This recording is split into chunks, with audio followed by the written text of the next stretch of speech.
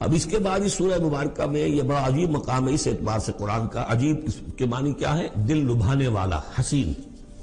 یہاں اللہ کے تقوی کا جو مقام اور مرتبہ واضح کیا جا رہا ہے اللہ کی نگاہ میں، اگر واقعتاً حقیقی تقوی ہے، صحیح تقوی ہے، قلب کا تقوی ہے، جیسے کہ حضور فرماتے تھے اپنے دست مبارک سے 3 مرتبہ آپ نے اشارہ کیا اپنے سیرہ مبارک کی طرف.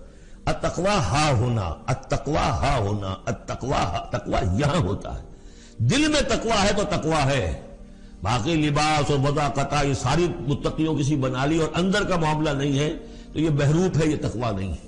لیکن حقیقی تقوی ہو تو پھر اس کا کیا مقام ہے؟ اب دیکھیے پہلی بات آ رہی ہے، وَمَن يَتَّقِ اللَّهَ يَجْعَلْ لَهُ مَخْرَجًا.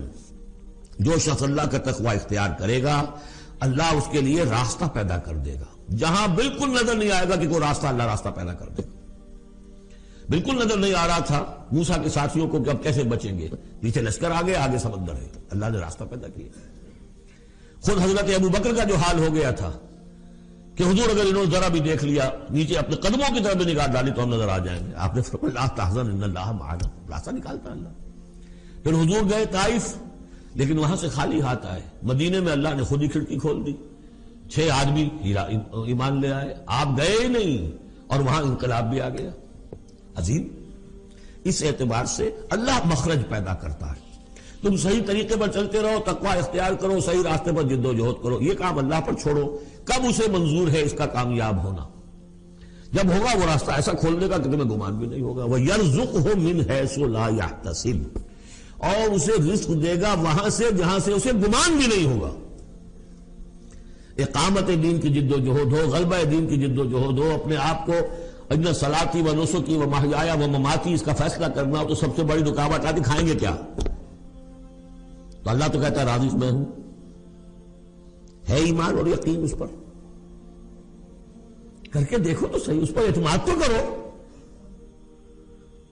لیکن یہ کہ اس پر اعتماد کرنا، توکل، بڑی مشکل بات ہے. وہ تو جتنا ایمان ہوگا اتنا ہی اعتماد ہوگا، اور گہرا ایمان ہوگا گہرا اعتماد ہوگا. وَمَن يَتَّقِ اللَّهَ يَجْعَلْ لَهُ مَخْرَجًا وَيَرْزُقْهُ مِنْ حَيْثُ لَا يَحْتَسِبُ وَمَن يَتَوَكَّلْ عَلَى اللَّهِ فَهُوَ حَسْبُهُ. یہ تو ابھی تقوی والے کی بات ہے کہ وہ وہاں سے رزق دے گا جہاں سے اسے ملے گا بھی نہیں. اور جس نے اللہ پر توکل کر لیا تو وہ اس کے لیے بہت کافی ہو جائے گا. توکل کر کے تو دیکھو، حسبہ وہ اس کے لیے کافی ہے.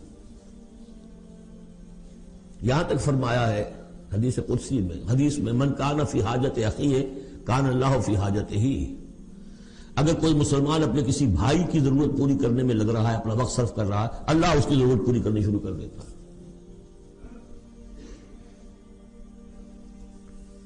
فکر ماں در کار ماں آزار ماں، کار ساز ماں بے فکر کار ماں. یہ فارسی شاعری کے اندر یہ دینی حقائق ہیں.